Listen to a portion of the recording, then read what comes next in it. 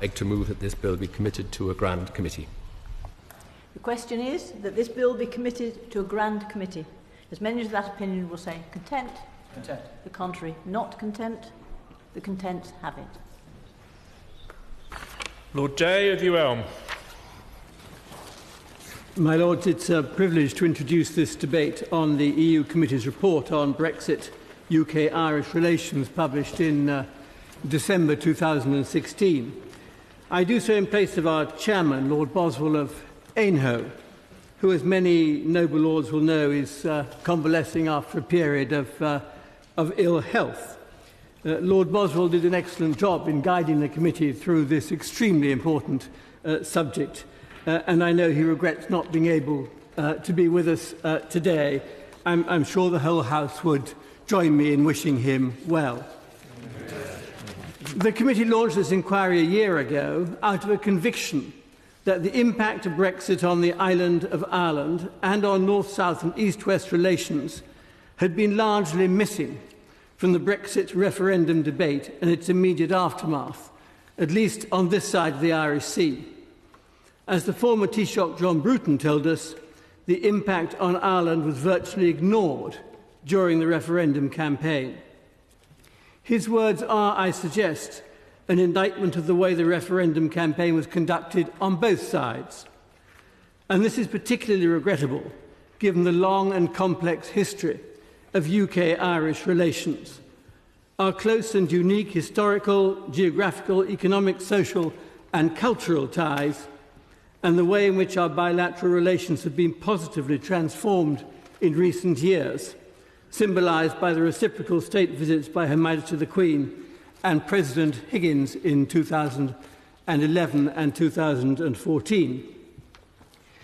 In undertaking this inquiry, we wanted to report quickly so as to contribute to the debate over the future shape of post-Brexit UK-EU and UK-Irish relations. We heard evidence from the Secretary of State for Northern Ireland, the then Irish Ambassador, and from two former Taoiseach, John Bruton and Bertie Ahern. In a two-day visit to Belfast and Dublin, we heard from a cross-section of Unionist and nationalist politicians, academics and other key stakeholders. Nevertheless, given the time constraints, we were not able to go into as much detail as we would have liked. In particular, we did not hear from representatives of the Northern Ireland Executive. This, my Lords, was not for want of trying. The committee invited both the DUP and Sinn Féin to meet us in Belfast, but we did not receive any responses to our invitations. We understand the difficulties the two parties face and were pleased subsequently to meet representatives of both parties separately here in London. And their contributions, along with invaluable evidence given to us by the noble Lords Lord Trimble, Lord Alderdice and Lord Hain, have helped to inform our follow-up inquiry into Brexit and devolution. That report was published in July, and I hope it will soon be debated in the House. In our UK-Irish relations report, we outlined the particular implications of Brexit for Ireland North and South. The economic consequences will be serious, particularly given the extent of cross-border trade and the agri-food sector's reliance on EU funding.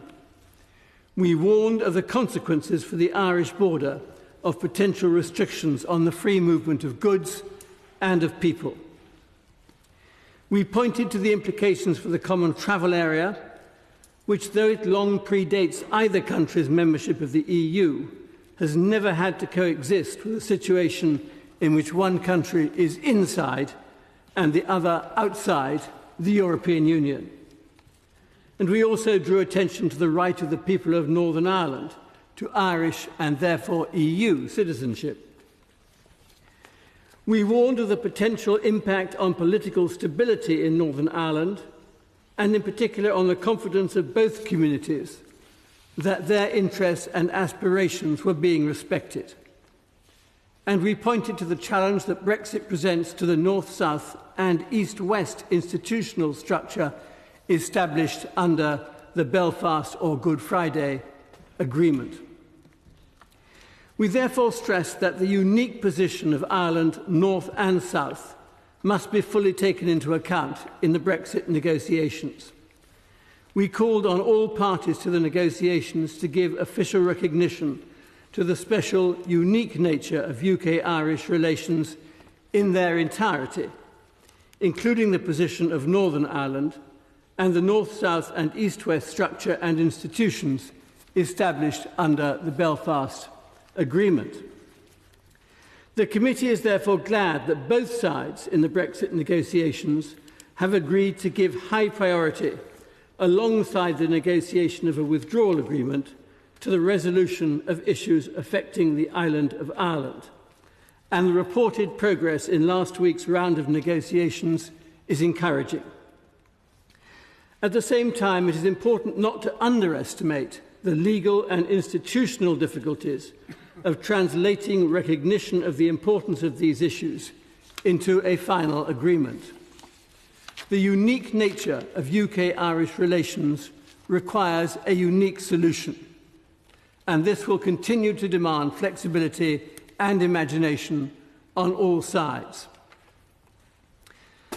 My Lords, the report was broadly welcomed on publication last December, both here and in Dublin, but I acknowledge that concerns were expressed in particular by elements of the Unionist community in Northern Ireland.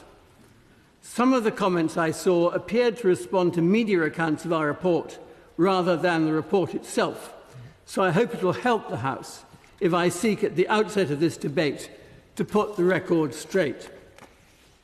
First, we did not argue that Brexit would lead to a renewed outbreak of the Troubles. Indeed, we stressed that it would be irresponsible to overstate the threat to peace posed by Brexit. Instead, the report takes as its starting point that the Belfast or Good Friday Agreement established a delicate equilibrium between the Unionist and nationalist communities, and that Brexit must not weaken this equilibrium or the commitment and confidence of both communities in the political process. Against this backdrop, it would be foolish to deny that Brexit has been politically divisive in Northern Ireland. This is underlined by the fact put to us by Professor Jonathan Tong of Liverpool University that almost 90% of nationalists voted to remain, while almost two-thirds of unionists voted to leave.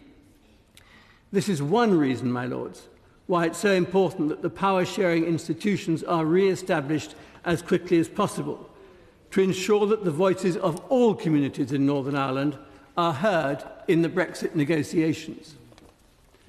Nor did we advocate special status for Northern Ireland, or that Northern Ireland should remain in the EU, single market or customs union, while the rest of the UK left.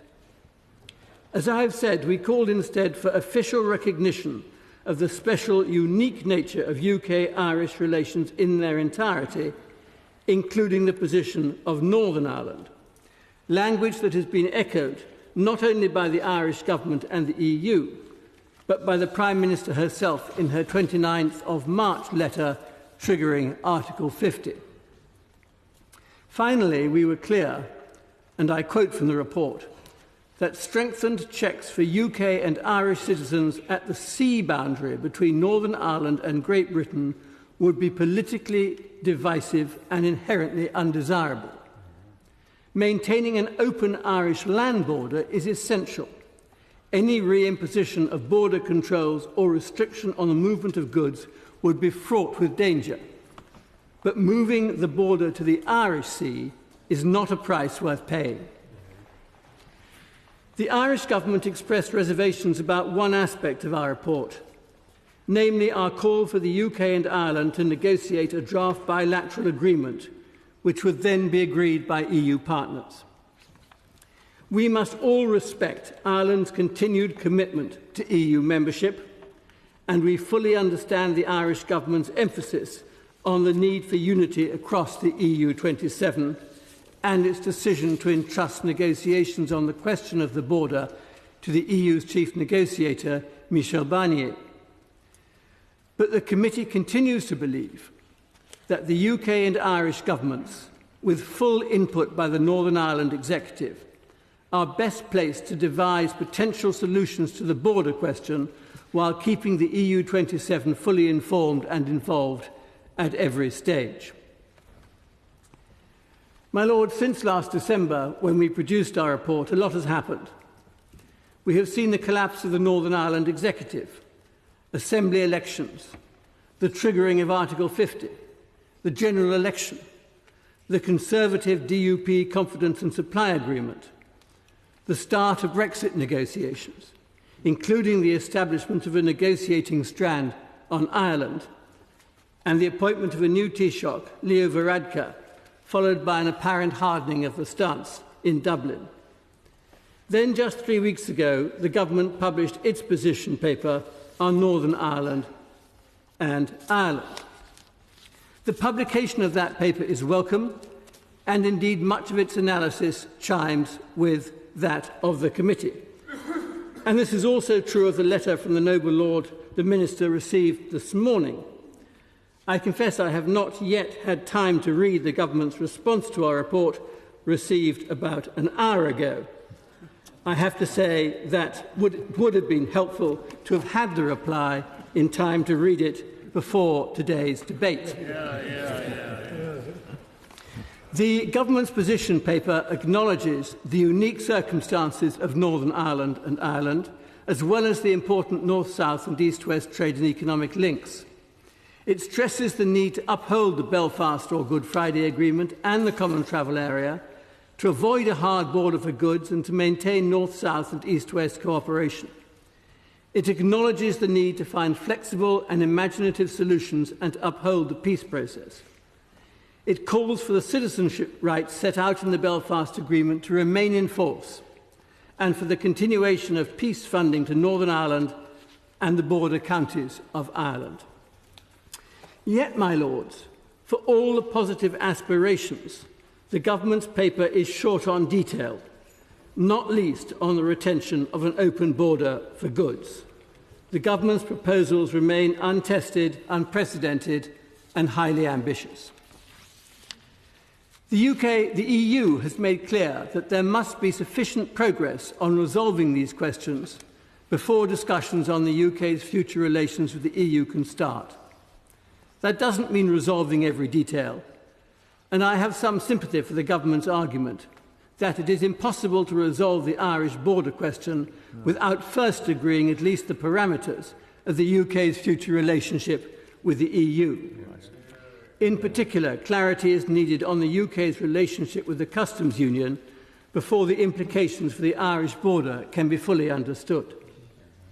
Yet I can understand too why the Irish Minister for Foreign Affairs and Trade, Simon Coveney, has warned against the UK government using the issue of the Irish border as a pawn to press the EU into agreeing a broader trade deal.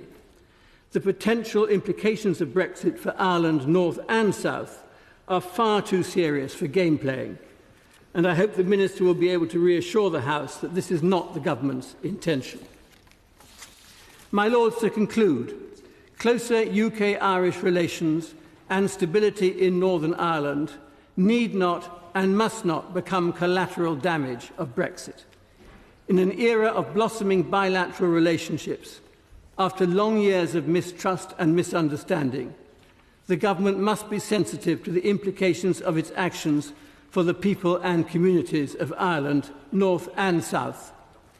Anything less would diminish the efforts of all those people who have worked so long and so hard for peace across these islands.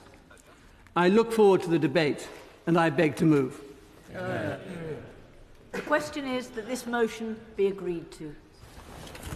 My Lords, I wish to begin by congratulating the noble Lord on introducing this debate, and I'd like to join with him in wishing good wishes to Lord Boswell on his recovery. The report, as the noble Lord said, was published last December, and much of it has been overtaken by events, particularly the publication of the UK paper on Ireland. And I was very glad last week to hear an interview on the radio by John Bruton, former Taoiseach, in which he acknowledged that that paper had gone a very long way in meeting the problems and recognising the problems they have. So I'm not going to try and deal with the whole scope of the report as introduced by the Noble Lord, and I want to focus first on the proposals in the report for a special status for Northern Ireland, and I'm quoting from the heading in page 58, and the following pages set that out. Now, also contained in the report are two boxes describing the Belfast Agreement, or the Good Friday Agreement as it's commonly known. Box 4 on page 39 and box 5 on page 48. Both boxes focus on strands 2 and 3 of the agreement. But the important constitutional provisions of the agreement are in strand 1, which is not, to my knowledge, mentioned in the report at all. I think that's particularly unfortunate, as some of the proposals in the report can and will be seen by Unionists as undermining the guarantees that are in strand 1 of the report. Now, just to elaborate on that a little bit, in paragraph 241, there is reference to, and I quote, the circumstances on the island of Ireland as a whole. But constitutionally, that island is not a whole, and its divided existence is guaranteed by strand 1 of the Good Friday Agreement. The paragraph goes on to suggest, as the Noble Lord has said, that there should be some form of bilateral agreement between the British and Irish governments. But there already is such an arrangement in the Good Friday Agreement, to which the Northern Ireland parties have access. So what's the point of another one if it's not to exclude the Northern Ireland parties from it? And that would be a very dangerous way to proceed. There is a little bit more precision in another paragraph, paragraph 262, which sets out a number of bullet points. Point 6 of which reads, and I quote, acceptance of the Northern Ireland Executive's right to exercise devolved powers about the free movement of European Union workers within its jurisdiction. That's a very interesting concept, a right to exercise devolved powers on a particular issue. Because devolved powers are powers necessarily by definition of a subordinate nature. So when you talk about a right to exercise those powers, I think you're trying to move the nature of the power away from being devolved in a different direction. And I think that, again, is rather nature. So to say, the intention of this novel right is clear. And if implemented, there would then be 3 immigration polities within the British Isles. The Republic of Ireland, Northern Ireland, and Great Britain would have different provisions. Northern Ireland would then, in this way, be excluded from this aspect of United Kingdom policy. And that, again, is something that we would be very concerned about. You may feel it's just a matter of impression, but there is, I think, a serious issue there. Paragraph 239 is also interesting, because it mentions a debate in the Northern Ireland Assembly on a motion supporting the concept of special status for Northern Ireland. The paragraph starts by expressing concern about Unionist sensitivities, but the paragraph ends by saying, and I quote, the motion was defeated by a single vote following opposition from the Unionist parties. Well, we know what that means. Just a single vote, virtually agreed, we can press on. And that is what some people will want to do, arguing that it's only one vote, they'll change their position. But compare that with the rules for agreement within the inter-party talks, subsequently written into the legislation and observed in practice by the parties in Northern Ireland and by both governments over the last 20 years. And those rules for decision-making are quite simple, that they involved, in terms of the agreement, and it's there in a slightly different form in the Act, but as originally set out, they involved a majority of Unionists, a majority of Nationalists, and the agreement of both governments on strands 2 and 3, and the British government alone on strand 1. Those are the decision-making procedures. And to have those as where it's just set aside, as is implicit in the way the report is framed, is something that is going to be so simply not acceptable, not just to Unionists, but to the other parties in Northern Ireland who have benefited from the particular procedures that are in the Good Friday Agreement and implemented in the executive, although I agree with comments that have been made about the need for that executive to be reinstated. But I'm afraid we say this again and again, but it always falls on deaf ears because Sinn Féin is determined not to do it until it has milked this situation for as much as it possibly can, and they're prepared to dig in and might possibly break the record set by Belgium in terms of operating without a government, but that's by the way. Now, those are the points I wanted to make about the special status, and I think that the government's report is not going down that way, and I think we should endorse that. I would like then to just continue with just a number of comparatively brief observations. Paragraph 262 and point 5 in that calls for the creation of a customs and trade arrangement in the event of the United Kingdom leaving the EU. But I would like to put to the Minister, does he agree that this, like the single market, is an expression, the customs and trade arrangement is an expression of the EU, and if you're participating in them, you have not left the EU? Is it not also the case that if special trading arrangements are offered to one party, then under the WTO rules, those arrangements must be available to all trading partners, so that option, I think, is not viable. And I also asked the Minister, does he not agree that we simply cannot settle these issues until we know fairly in fair detail the trade arrangements that are going to be for UK-EU trade? And on that matter, are we in principle still supporting free trade? On Saturday, David Davis was quoted in the newspapers as saying, and I quote, "Britain is unlikely to secure anything but a hard customs border with the European Union." Now, is that the government's position? And in any event, what is the point of saying that so early in the proceedings? If the EU insists on tariffs, will we still stick to the undertaking given that there would be no structures to enforce such tariffs in our side of the border? I think that would be one useful contribution. And I would also urge the Minister that we should stop talking and briefing about money. The payment of money from the UK to the EU is one of the strongest cards we have, and it should be held in reserve and not splashed all over the papers on a regular basis with people seeming to invent the sums. And again, do our interlocutors understand that in a negotiation of this nature, nothing is agreed until everything is agreed? And finally, a personal observation for something that worked very well for myself in the negotiations we had. And that is, if you're not prepared to walk away, you have no leverage. But you must be prepared for the insults that will follow. Well, Lords, I too, as a member of the Select Committee and of the group which travelled to Belfast and to Dublin as background for this report, and I join with the noble Lord Jay, who gave an excellent introduction, in recognising the importance of the contacts that we made there.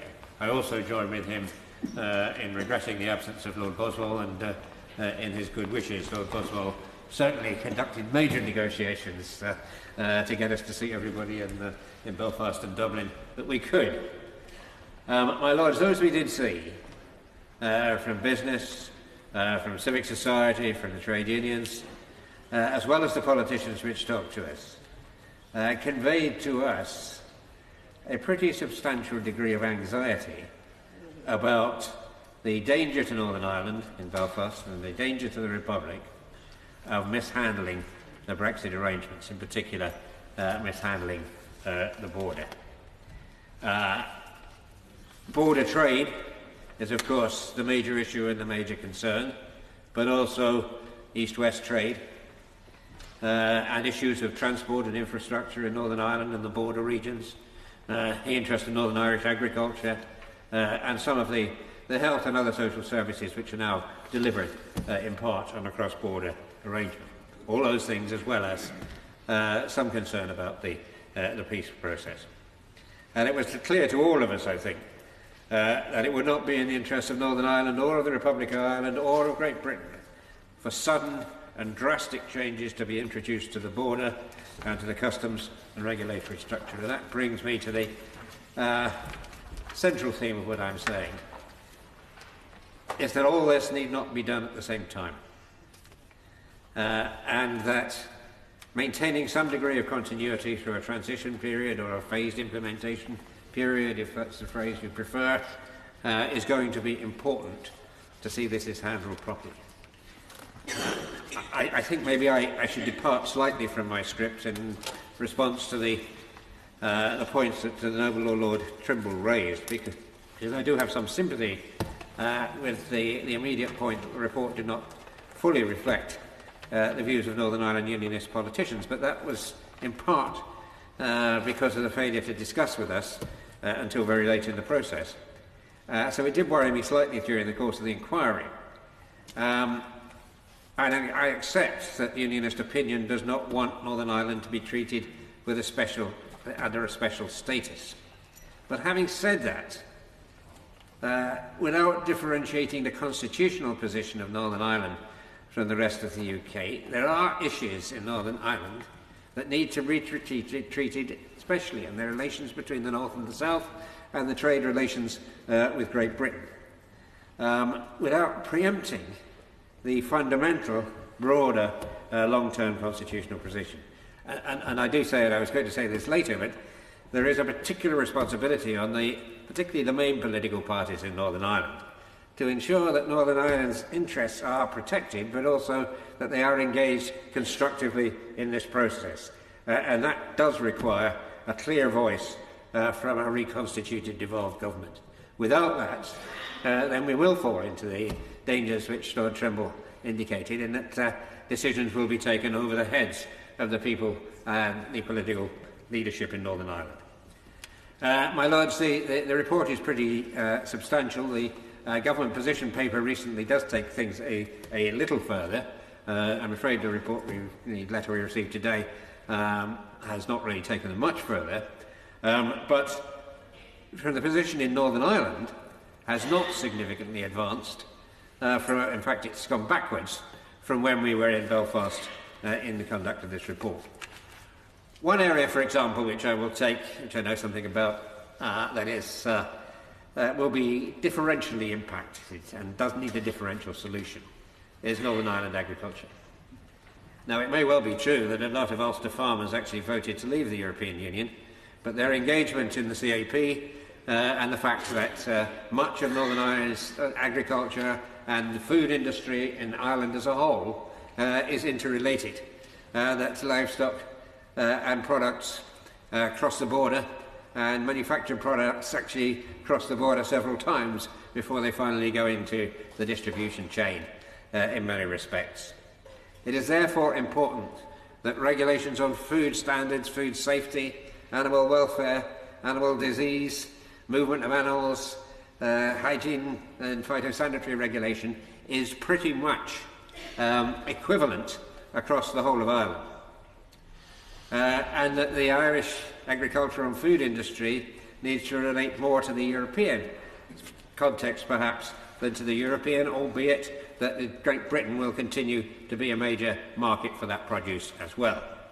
If the UK as a whole were to depart from the standards that have hitherto been set in Europe, then of course the effects on Irish agriculture as a whole, and Northern Irish agriculture in particular, would actually be very severe. So we need some kind of mechanism which may require some degree of cohesion between North and South in Ireland, but certainly that restrains the British regulatory authorities from departing too far from the European standards in the future. My Lords, that is one example. I think part of the problem today is that, as Lord Trimble himself also recognised, is that some of the negotiations and the approach to negotiations by all the parties has actually probably aggravated the problem. The EU insistence that the Northern Ireland border should be part of the, quote, divorce settlement or withdrawal treaty before anything else is settled is illogical. You cannot have a final settled position on the Irish border until we know what the trade arrangements are going to be ultimately between the EU and the UK, and indeed what the migration arrangements are going to be, if any, between Northern Ireland and the UK. This is pretty obvious in relation to trade, but it is also the case in relation to the movement of people. Because although the common travel area pre-existed the EU and in different contexts throughout the troubled Anglo-Irish relationship for the last near century, it is an issue which relates to not having border controls for people, or not substantial border controls for people, but it is for the nationals of Ireland and of the UK who enjoy the rights under that common travel area. Those rights to work and to live do not extend to nationals of other EU countries who may be or will be, for example, residents of the Irish Republic. That means there is the possibility of Ireland being seen as a backdoor to what would become, under a more draconian border control system within the UK, a backdoor to the United Kingdom. And I don't want to be too alarmist about it, but there are anecdotes that such moves are already taking place. But you can imagine the reaction of some of the British press, and its effect on the Anglo-Irish relations, if Ireland were seen as a backdoor and a soft touch to get around the new British immigration controls. So whilst this is most importantly about trade, north-south and east-west, it is also about people. And in order for the interests of all the people to be represented, we do need to have a cohesive approach and engagement by the political parties of Northern Ireland. I regret to say that so far neither of the main parties has demonstrably shown that degree of commitment. The DUP maybe think they have more interest in influencing the Westminster government than they do in establishing an effective executive in Northern Ireland, and Sinn Féin have resurrected the all-Ireland ambition and maybe also think after the next Irish elections they will have more influence in the Dáil there. That is a denial of their primary role, which is to represent the interests of the people of Northern Ireland, to establish a degree of devolved government in Northern Ireland and help the British, Irish and EU authorities to come up with an effective solution to what is a very serious and complex problem. My Lords, I too am grateful to have the opportunity to debate this very important and comprehensive report on UK-Irish relations following Brexit. As a member of the EU Select Committee, I would like to begin by paying particular tribute to the staff on the committee. Their workload has increased substantially since the referendum last year, and they've risen admirably to the challenge. I would also like to pay tribute to the EU Select Committee's chair and to our acting chair, Lord Jay. And like other noble lords, I would like to pass on my gratitude to Lord Boswell for all of his hard work over the last year, and to send him my very best wishes for a speedy recovery. My Lords, as Lord Jay has said, work on this report on UK-Irish relations began a year ago. Last September, much of the political attention was focusing on Scotland and their likely role in the Brexit process. And so at the time of drafting this report, we were genuinely very concerned in the committee that there was insufficient understanding or indeed awareness of the very significant impact that Brexit would have on so many aspects of the economy on the island of Ireland, and most particularly on the agri-food sector. In the course of the inquiry, we heard very deep concerns about how to safeguard the long-established freedom of movement of people, services and goods across the border, a border which has become so much more relaxed over the last 2 decades. Everyone has agreed that there must be no return to a hard border and all the negative elements that would entail. Several witnesses expressed genuine concern too that there were potential risks to the peace process, and that they were anxious to see no reversal of the commitments set down in the Good Friday Belfast Agreement as a result of Brexit. And so, a year since the work on this report began, I think it would be fair to say that the issues regarding the island of Ireland are very much at the top of the Brexit agenda. The issues are well understood by both sets of negotiators, and indeed Michel Barnier was personally involved with introducing the EU's Northern Ireland Peace Programme to support peace and reconciliation. And indeed, demonstrable progress on the Irish border issues is one of the 3 areas where progress is required before the Brexit negotiations, as other noble lords have said, can move on to phase 2 regarding our future relations with the European Union.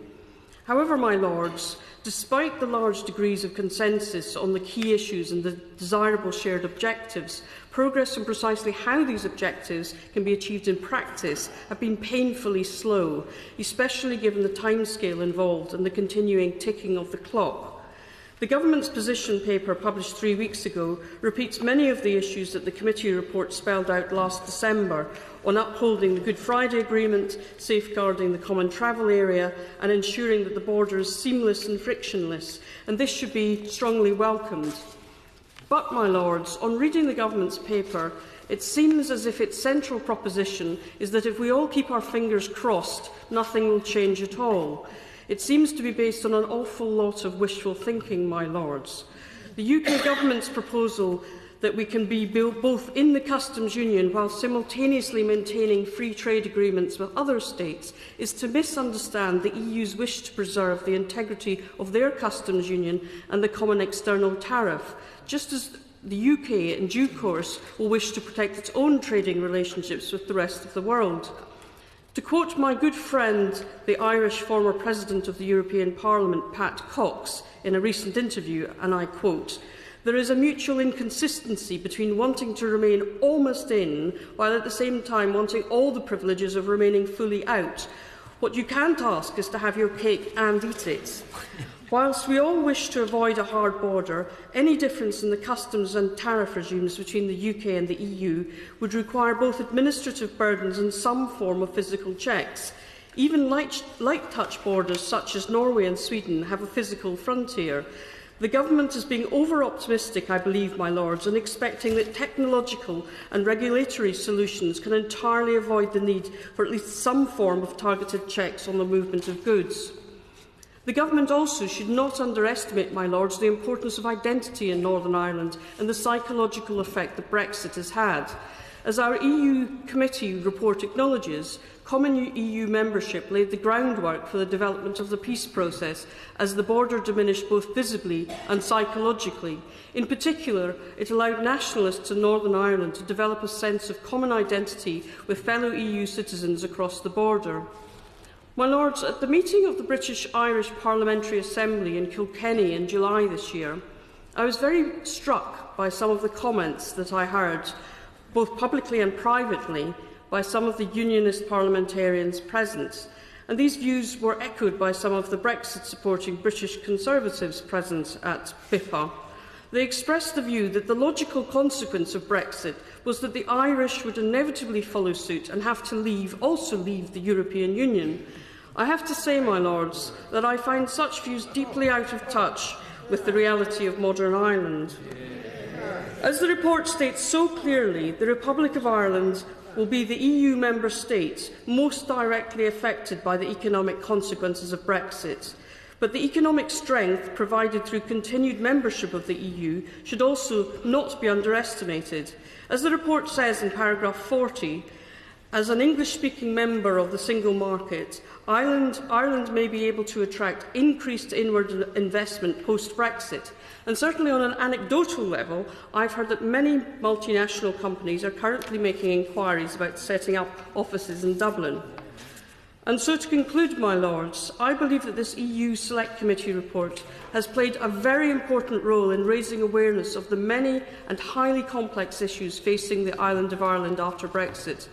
This has been perhaps all the more important at a time when there is no executive in place in Northern Ireland, and so no executive present to have its voice heard at the joint ministerial committee meetings which discussed the Brexit negotiations. I hope the Minister, Noble Lord the Minister, in his concluding remarks, may be able to give your Lordship's House an up-to-date briefing on how they are ensuring that the views of all political parties will be adequately heard during the continued Brexit negotiations, as this is clearly a matter of such importance to all people in Northern Ireland. My Lords, it's a pleasure to follow the noble Lady Baroness Suttie, who spoke with her usual clarity and authority in this most difficult area. I associate myself very much with her comments on our staff, who worked so hard in the last year when we produced 19 Brexit reports. I would also like to add my good wishes to the noble Lord Boswell and wish him a very speedy recovery. He has a bottomless pit of anecdotes which keep us going very well. I too am a member of the European Union Select Committee, and this was the very first inquiry launched post the Brexit vote, and rightly so, given the context and history between our two nations. Published as it was on the 12th of December last year, I note with regret how little progress has been made since then. The government response has been observed, finally arrived at lunchtime today. An update report would have been thin. It would have recited, I suppose, the sorry tale of the current lack of a Northern Ireland executive, the fact that the Davis-Barnier negotiating structure has yet to produce any concrete, and I suppose more encouragingly, the UK position paper package of the 16th of August. And I wanted to make just 2 points today. The first concerns people, which corresponds to section 2 of the UK position paper, and the second concerns commerce, which corresponds to section 3 of the position paper. Turning therefore to people, and I note that in the position paper package, they estimate that 110 million personal border crossings a year take place on the Northern Ireland border. I feel there is inspiration in the Local Border Traffic Regulation 2006. This is an EU regulation which specifically does not apply either to the UK or Ireland, arising as it does out of the Schengen acquis. It does, however, in a practical way, show how the EU deals with neighbourly relations and borders with third countries. The regulation regime covers, and I quote from the regulation, the regular crossing of an external land border by border residents in order to stay in a border area, for example, for social, cultural or substantiated economic reasons, or for family reasons for a period. And it does not cover, and I quote again, access to an exercise of economic activity or customs and taxation matters. Given there are 110 million personal border crossings a year, the regulation regime itself would not quite suit, but would, I think, with some tweaking, the Northern Ireland border. The principles, however, work well already in other EU third country situations, and as evidence for that, I would cite a report published in November 2012, Ex Boreae Lux, Cross-Border Cooperation on the EU's Eastern Border.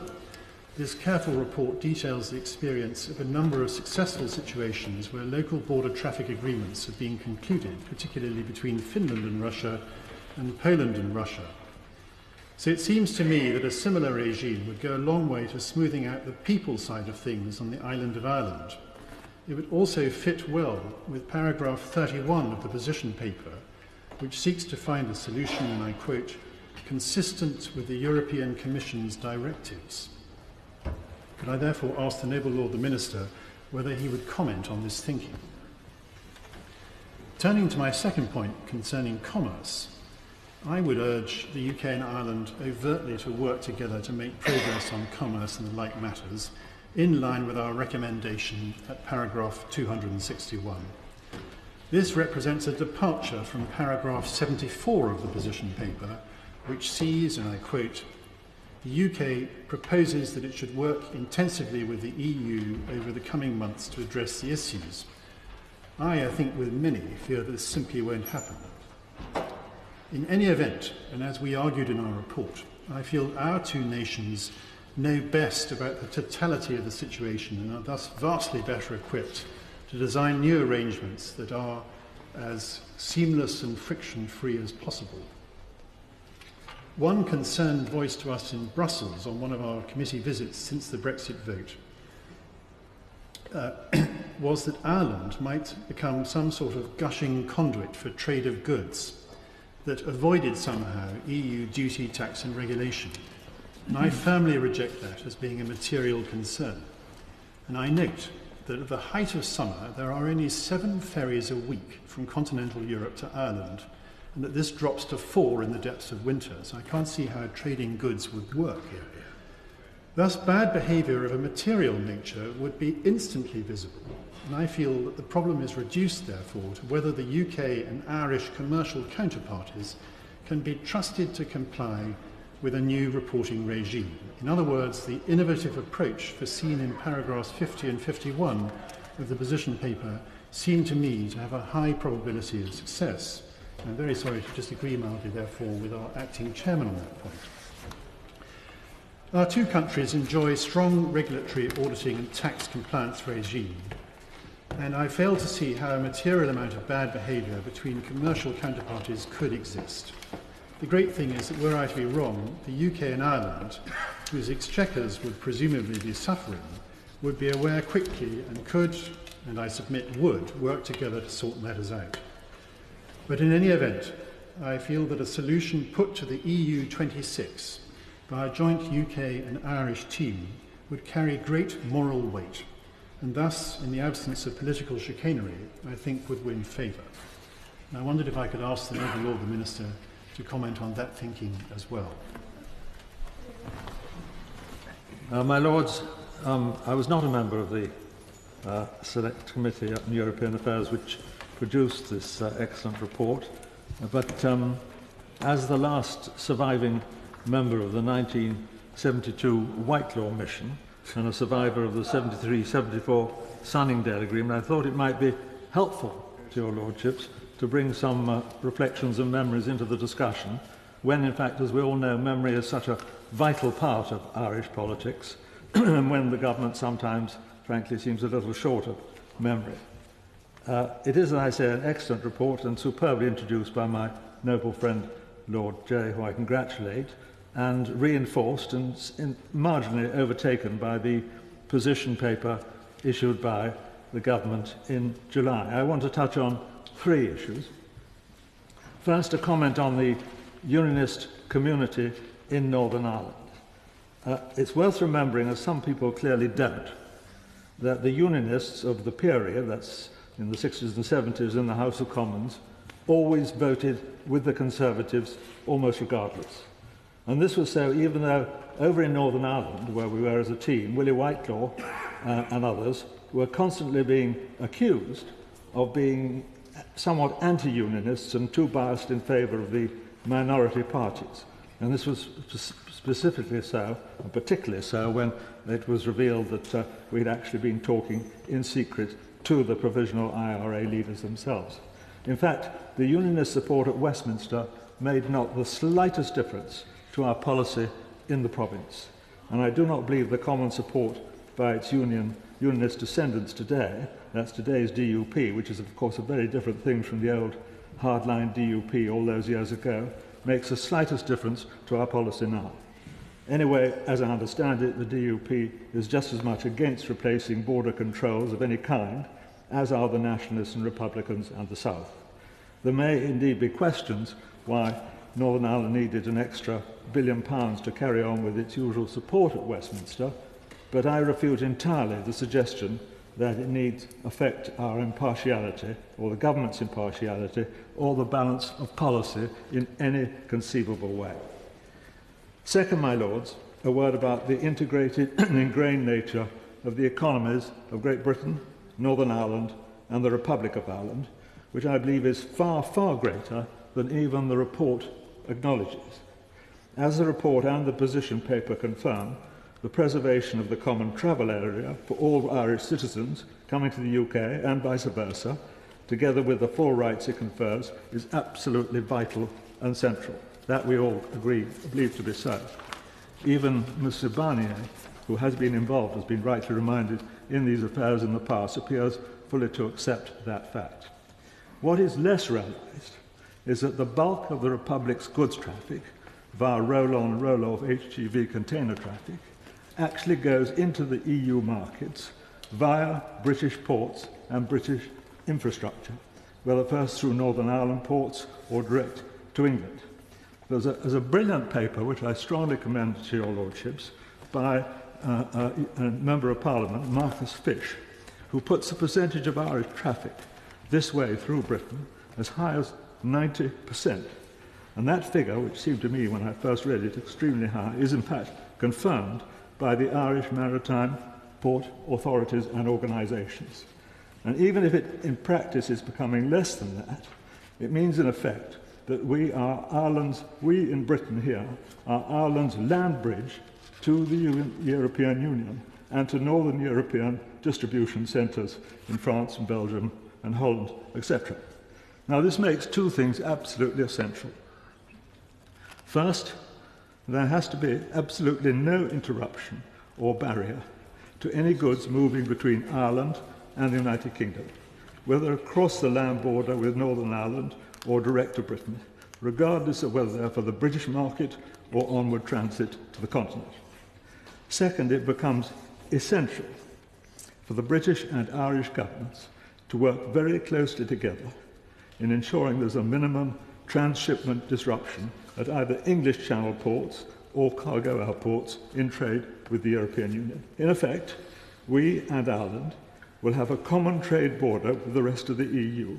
And since Ireland, like us, is not a party to Schengen, a common travel border as well. So any change in north-south open border arrangements is totally unnecessary and can be avoided. The increasingly close financial links between Dublin and London also cement the situation even further.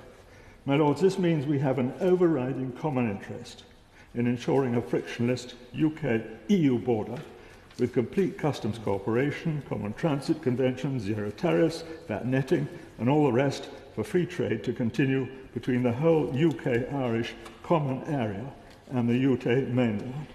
We obviously should move towards that as quickly as possible and build the customs partnership which the government position paper describes. My third point, my Lords, concerns north-south cooperation in the island of Ireland. I, my Lords, am very fond of the people of Ulster and have worked and served there with great pleasure and enjoyment. And I hope the province remains a full part of the United Kingdom as long as its people want it to, as is prescribed by law. But I also see big opportunities for growing cooperation with the Republic as the modern digitalisation of economic life proceeds and technology opens up completely new possibilities. A common energy market for both electricity and gas is one area where integration can go forward, as the government position paper suggests, and also the report. And of course, railway network integration is another. I very much hope the work of the Irish Intergovernmental Conference and the North-South Ministerial Council continues with new initiatives vigorously, particularly in agriculture, education, environment, tourism and transport. I also hope that the growing interest of the Republic, in association with the modern Commonwealth network, will help bring the two parts closer together. The Royal Commonwealth Society, which I declare an interest as President, also has a very lively Dublin branch, one of our liveliest. My Lords, we hear so much that is negative in comment about the United Kingdom becoming more divided, separated, and the British Isles less united. I see, my Lords, on the contrary, in this age of total connectivity, the long and bloody and sad saga of Irish-British relations finally fading into history. And I look forward to a new era in British-Irish relations of increased harmony, cooperation, and combined impact on the international scene, and I believe it can be achieved. My Lords, it is not the fault of the Minister, whom I like and admire, he is from Wales after all, that the important issues raised in this report are no nearer to being addressed now than they were when it was published a year ago. We're supposed to be engaging in negotiations with the most profound implications for our country since the Second World War, yet we're alarmingly ill prepared. First, the Chancellor proposed that there should be a transition period up until the next election in 2022, during which time arrangements would stay more or less as they are now, as the Labour leadership has now rightly argued that we would remain in the single market and the customs union. But within days, the Chancellor was forced to perform what is colourfully known in sections of the British media as a reverse ferret. And so we have the International Trade Secretary prodding the accelerator, the Chancellor grabbing the handbrake, and the Prime Minister sitting in the back staring out of the window as the cliff edge gets nearer and nearer.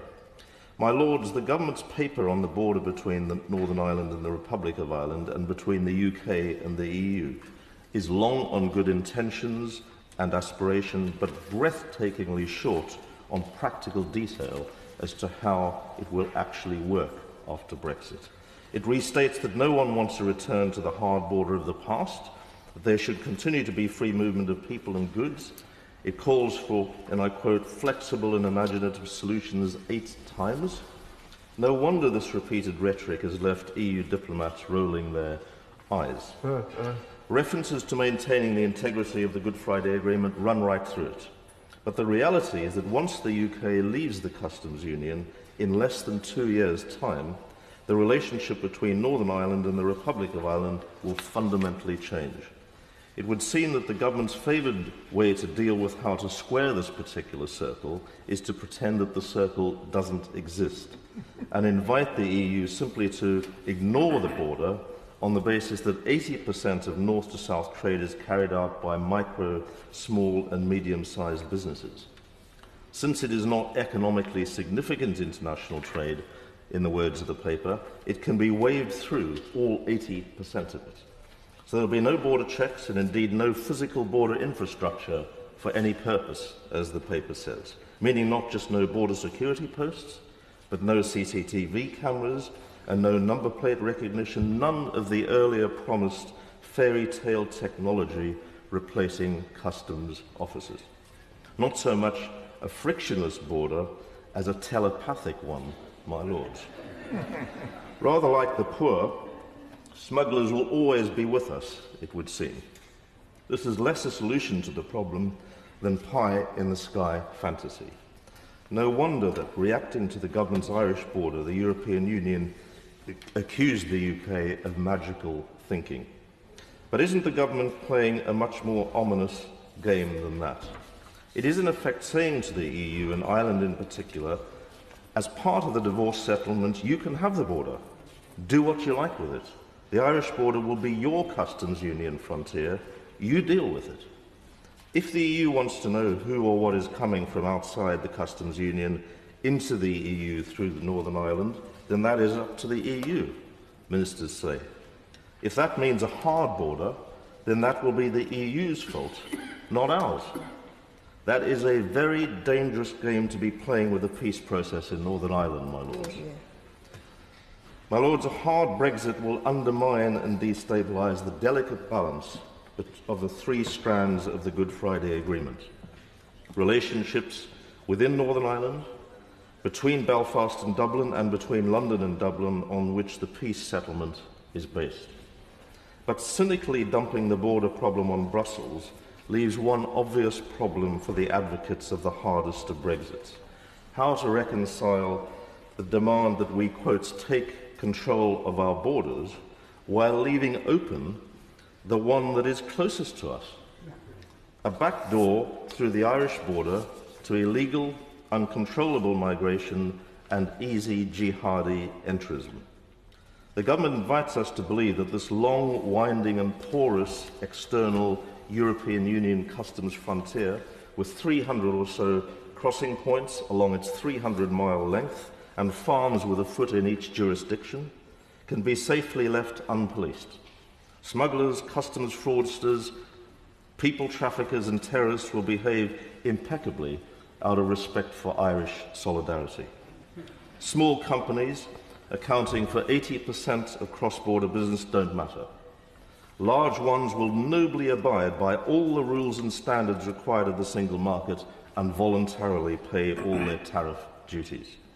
And in the much-vaunted new free trade nirvana that awaits post-Brexit Britain with no Irish border controls, US chicken, New Zealand lamb, Australian beef, Chinese steel and Indian cars can be imported into Belfast sent a couple of hours down the road to the ports of Dublin or Cork, and exported tariff-free to France or Germany.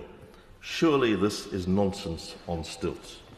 But my major concern is not simply pious platitudes by ministers on the border, is that the border looks like becoming just another bargaining chip in the negotiations with Brussels. However, these thorny and intractable issues around the border would not arise if we remained in the customs union, as the Taoiseach has rightly argued. In my view, the only way of resolving the border conundrum is for Northern Ireland to be within the same customs union and single market as the Republic. Either Northern Ireland alone, or far more preferable, the whole of the United Kingdom. And it is a fact that you can leave the European Union, my lords, and still stay within the single market and the customs union. That is a fact, despite government dogmatic denials. The International Trade Secretary, however, believes he can find free trade suitors after the UK's divorce with Europe. Good luck to him and all who sail in him, I say. But it is a bad free trade deal.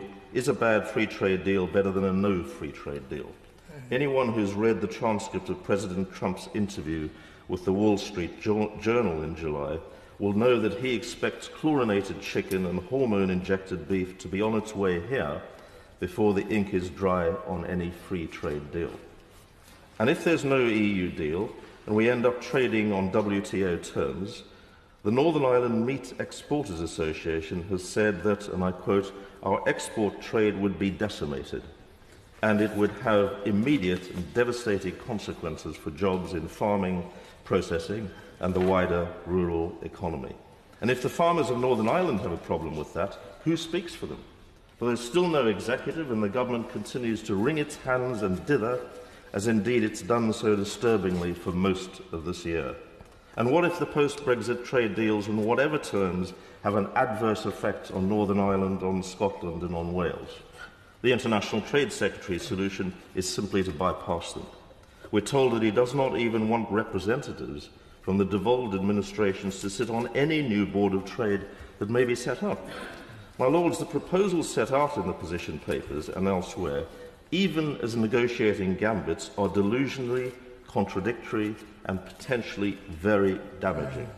They do not address the very real issues that the excellent report of the European Committee has raised. In Alice in Wonderland, the White Queen told Alice, I can believe as many as 6 impossible things before breakfast. Judging by what the government is putting before us, she is clearly not alone. What is proposed is not a Brexit for the United Kingdom, nor even for Britain. It is a Brexit for the ideological hard right, and we go down that path at our great peril, especially for Northern Ireland and the hard-won peace and democratic process which, tragically, this government seems airily casual about and so ignorantly indifferent to. My Lords, I first of all want to congratulate Lord Jay on his excellent presentation of the report and to join with others in extending to Lord Boswell a very quick recovery. The report, unfortunately, is almost history. A lot has happened since December 2016. I myself am in a rather unique position. I actually live near the border, but for 2 years in Brussels. I have lived the rest of my life near the border and have felt the implications of that border between the United Kingdom and the Republic of Ireland. I certainly recall in the Second World War when I used to nip across the border to get nylon stockings from my mother. They weren't available in the United Kingdom. And I do certainly recall, as I got a little bit older, the Southern Irish government signing the Book of Condolence when Hitler was died. These are things that make impressions in Northern Ireland. And then, of course, in my teens, I remember the first IRA campaign, the border campaign, which is rarely mentioned now. For 4 years, it went ahead, killing Protestants and security forces right along the border. wasn't in Northern Ireland, it was only on the border. And that meant that when I went to university, I became a very strong supporter of Northern Ireland remaining British and within the United Kingdom. It influenced my life, and it influenced thousands and thousands throughout Northern Ireland, the majority community. I then saw, as I got older, a Republic of Ireland where the Catholic Archbishop of Dublin excommunicated Catholics if they dared to go to Trinity College Dublin. I also saw the other university, UCD, requiring an A-level in Irish to get entry. This, of course, was a means of discriminating against Protestants in Northern Ireland because they didn't learn Irish. We knew what it meant. And then, of course, we saw in the Constitution of the Republic of Ireland the special status of the Roman Catholic Church over and above the Anglican, Presbyterian and other churches in that part of Ireland.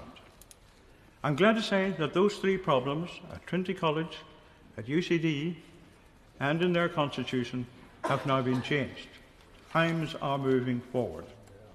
But it did make an impact on the people in Northern Ireland, and it should not be forgotten. But the worst of all was the fact in the Irish Constitution it refused to recognise the existence of Northern Ireland. And therefore they said, since it doesn't exist, we can't cooperate with you. So there was no cooperation in the island of Ireland because the Dublin government refused to recognise Northern Ireland. Yet again, that has been overcome by the success of the Belfast Agreement. And now Northern Ireland is recognised by the Republic, and we cooperate, and thank goodness for that. Living near the border myself, I was very keen that there should be cooperation between Northern Ireland and the Republic. I became chairman of the Ulster Young Unionist Council, and in the early 1960s, I showed some courage and decided we should have a meeting with Fine Gael in Dublin. The Ulster Unionist Party nearly went bananas, and they said if we dared to do it, we would be expelled from the Ulster Unionist Party. We went ahead, we went down to Dublin, we had our meeting with the central branch of Fine Gael. We had a great meeting supporting cooperation in the island and issuing a statement asking for recognition, etc., in the island. I went back to Belfast, no problem. I was not expelled from the Ulster Unionist Party. I lifted the Irish Times 2 weeks later, and what did I discover? The central branch of the Fine Gael had been expelled from the Fine Gael party. I learnt a lot about Irish politics after that experience. So, my lords, I was at university a very keen European. I became an active member of the European Youth Campaign, and I strongly supported UK membership of the EEC, the European Economic Community.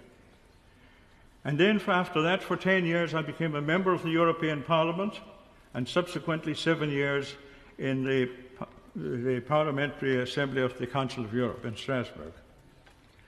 This report has great content, but I regret that it did not have evidence from the main representatives of the Unionist community, as Lord Jay himself stated.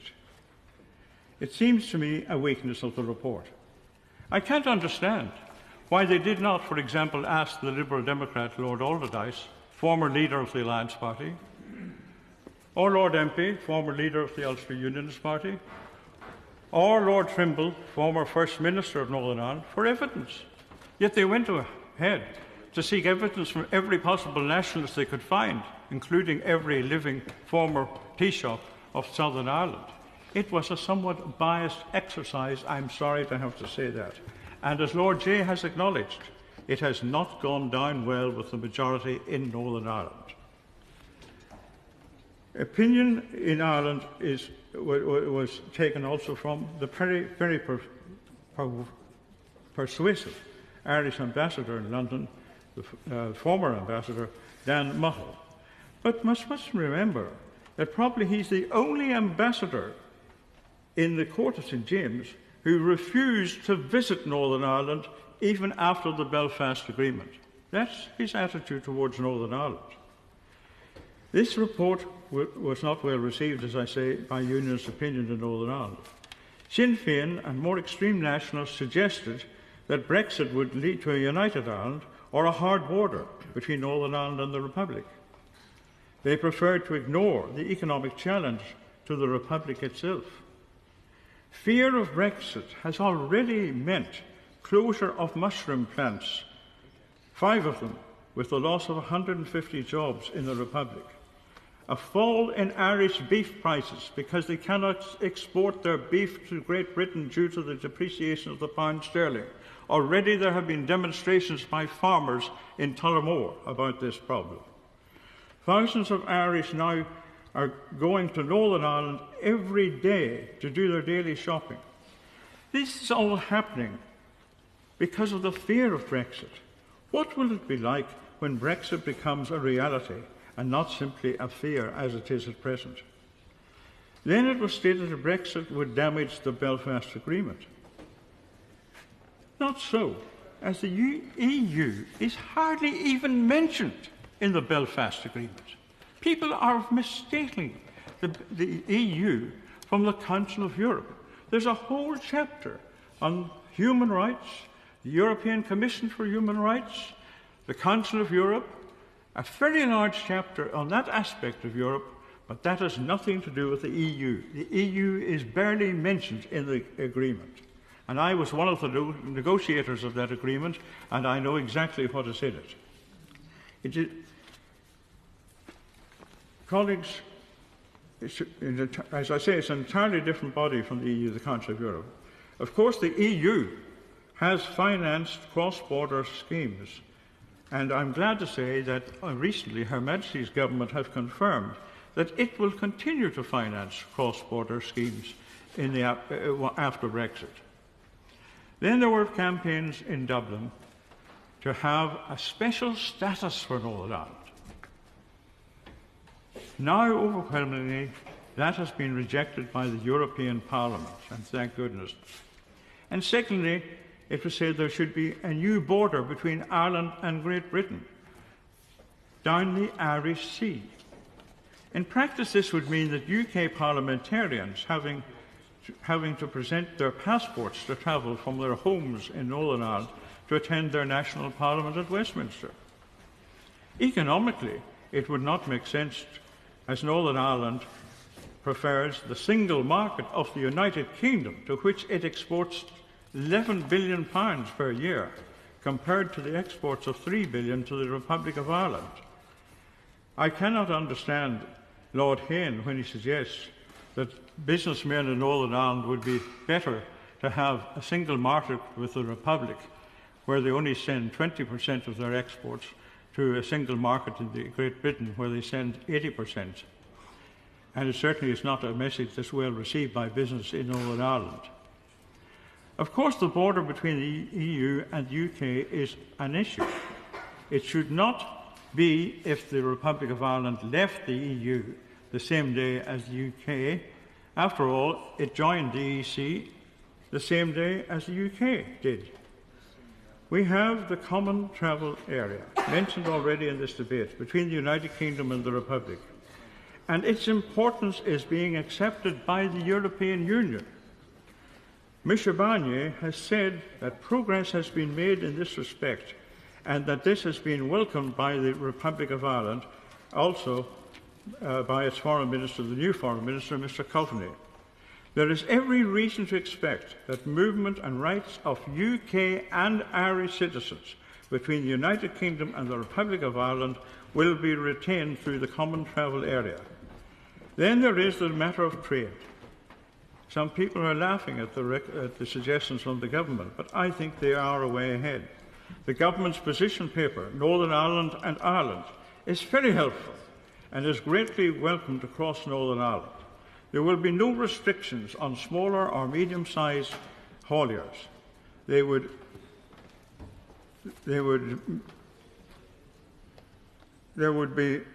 Brexit would have no impact on 80% of the trade between the two states in Ireland, and that's very important.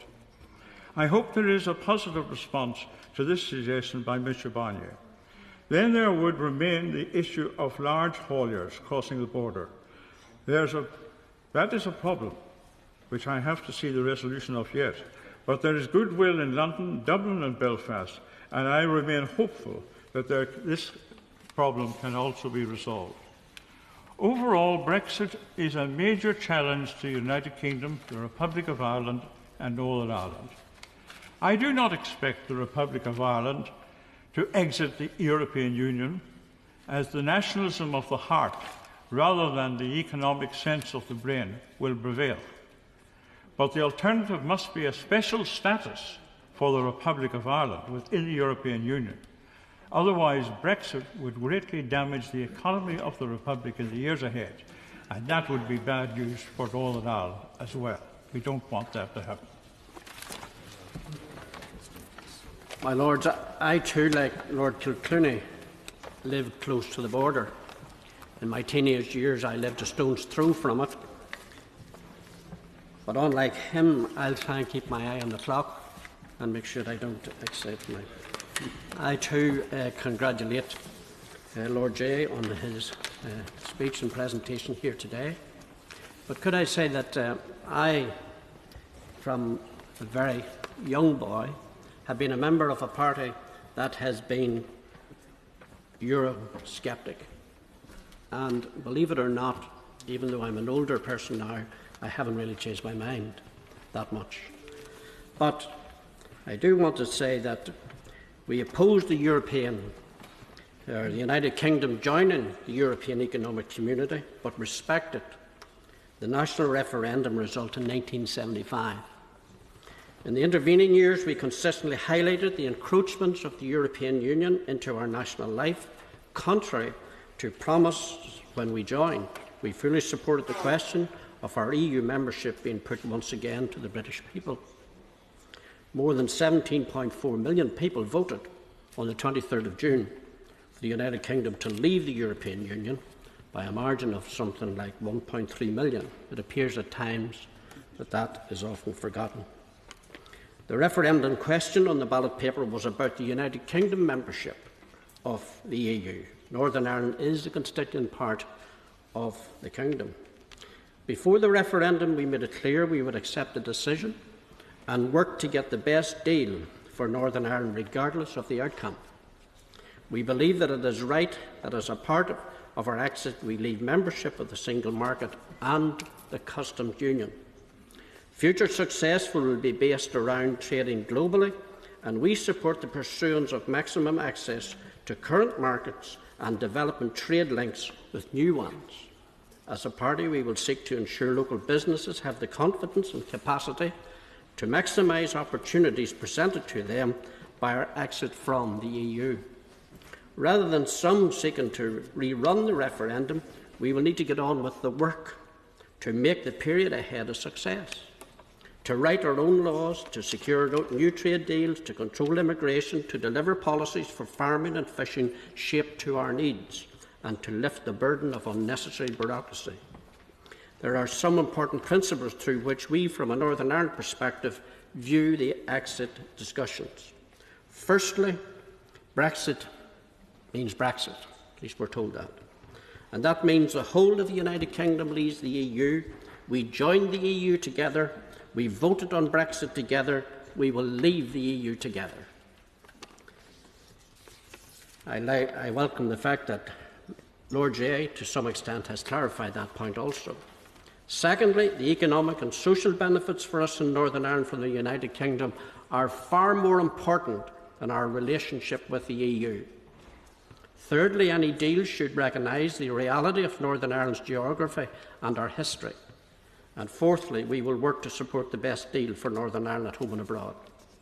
The recently published UK Government paper entitled Northern Ireland and Ireland Position Paper is a constructive step by government, not a complete paper, I believe. It is clear the government has listened to various voices in Belfast, Dublin, Brussels and London about how the United Kingdom's only EU land border could be managed after we exit the EU. We welcome the commitment to a seamless border and movement of goods between the Republic of Ireland and Northern Ireland. It is also welcome news that the Government will not countenance any new border in the Irish Sea. As set out in our 2017 Westminster Manifesto, we will focus on getting the best deal for Northern Ireland as we exit the European Union. The Northern Ireland and Ireland position paper has rightly been welcomed by those who take a sensible approach to the United Kingdom's decision to leave the EU. And I would draw the House's attention to that paper, in particular page 13 and paragraphs 38. We are pleased the document reflects many of the positive ideas we have put to the Brexit Secretary and the Prime Minister over the last number of months. The document has plenty of ideas as to how technically and administratively the movement of people and goods can be addressed. We support the continuance of the common travel area. It predates the EU membership and allows the seamless movement of people between the two jurisdictions. The Republic of Ireland and the UK have different visa arrangements for people from 13 countries across the world. There is no reason why leaving the EU should present any difficulties on movement of people. We welcome the proposal in the recent government paper to exempt small businesses whose trade can be treated as less than economically significant from trading restrictions. And furthermore, the mutual recognition of authorised economic operators by trusted traders for larger businesses and the negotiations around the customs partnerships, along with many other proposals in the document, show that it is possible to avoid a physical customs border with the EU. It should be noted that the EU has entered into waiver arrangements for Cyprus, Croatia, Bosnia, and as HMG government has pointed out, a precedent has been set. Furthermore, since last June, and Sinn Féin and others have made a special designated status their big-ticket priority for Brexit. Their plan would see Northern Ireland remain under Brussels control while the rest of the UK leaves. This would prevent Northern Ireland from harnessing new opportunities which flow from Brexit as an integral part of the Union. Critically, it would also cut us off from the GB market, by far the most important marketplace for local goods and services in Northern Ireland. Within the European institutions, there is widespread recognition of Northern Ireland's unique position in respect of our land border and the Republic of Ireland. Across the spectrum, there is a willingness to give particular attention to these circumstances in the exit talks that have begun. However, we are clear that any solution agreed must respect that Northern Ireland will be an integral part of an independent United Kingdom. Thank you.